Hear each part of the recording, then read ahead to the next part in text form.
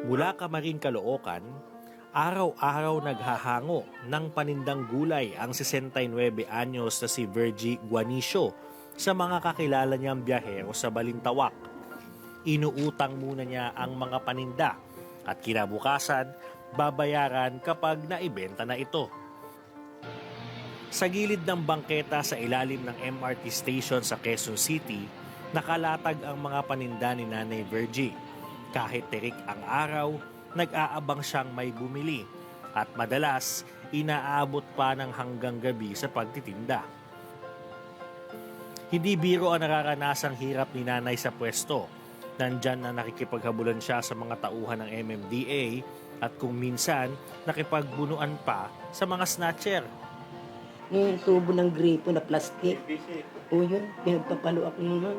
Sinasangga ko lang ng kahoy.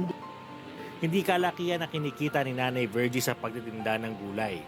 At kung natsyempohang umuulan, wala na siyang maiuuwi.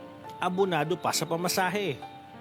Napapaubos ko naman yun sa maghapon. May sumusobrang. Minsan, 500, 600.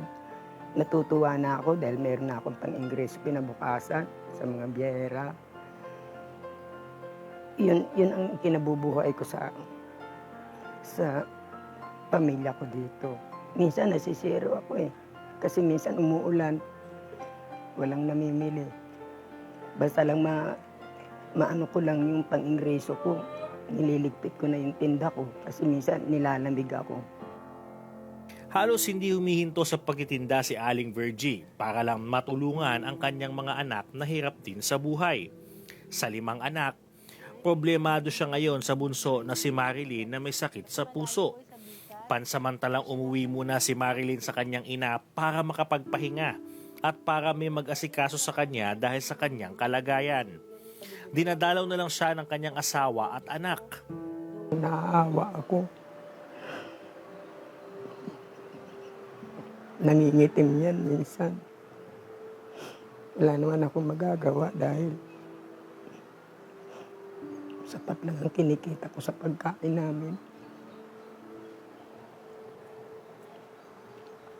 Titiis ako. Kahit masasakit yung mga tuhod ko, yan, meron. Sa totoo lang, may iniinom din akong gamot sa arthritis.